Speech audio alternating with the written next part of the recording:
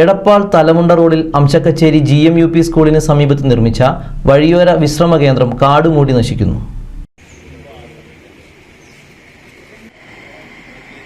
എടപ്പാൾ ഗ്രാമപഞ്ചായത്തിലെ അംശക്കച്ചേരിയിൽ നിർമ്മിച്ച വഴിയോര വിശ്രമ കേന്ദ്രം കാട് മൂടി നശിക്കുന്നു.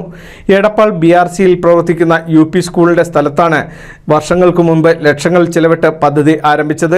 ഇതിനായി കേന്ദ്ര ഫണ്ടിൽ നിന്നും 9.21 ലക്ഷം രൂപയും എടപ്പാൾ പഞ്ചായത്ത് ശുചിത്വ മിഷൻ ഫണ്ടിൽ നിന്നും 2.67 ലക്ഷം രൂപയുമാണ് ചിലവിട്ടത്.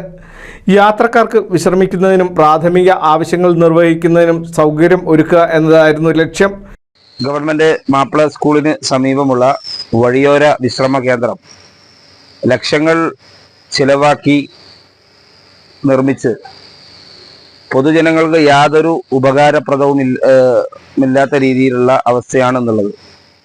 സർക്കാരിൻ്റെ ഫണ്ട് യാതൊരു മാനദണ്ഡവും പാലിക്കാതെ വലിയ തുക ചെലവാക്കി അത് പഞ്ചായത്തോ മറ്റ് ജനപ്രതിനിധികളോ വേണ്ട രീതിയിൽ അത് മെയിൻറ്റെയിൻ ചെയ്യാതെ അത് കാടുമൂടി കിടക്കുന്ന ഒരു അവസ്ഥയാണുള്ളത്.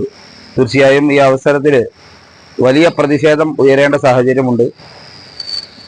പാവപ്പെട്ട ജനങ്ങളുടെ നികുതി പണം ഉപയോഗിച്ച് ഇത്തരത്തിലുള്ള സ്ഥാപനങ്ങൾ കെട്ടിപ്പൊക്കി അത് വലിയ രീതിയിലുള്ള ഉദ്ഘാടന മാമാങ്കങ്ങളൊക്കെ കൊട്ടി ആഘോഷിച്ച് നടന്ന് ഒരു തരത്തിലുള്ള ഉപകാരവും പൊതുസമൂഹത്തിനും പൊതുജനങ്ങൾക്കും ഇല്ലാത്ത ഒരു അവസ്ഥയാണുള്ളത്.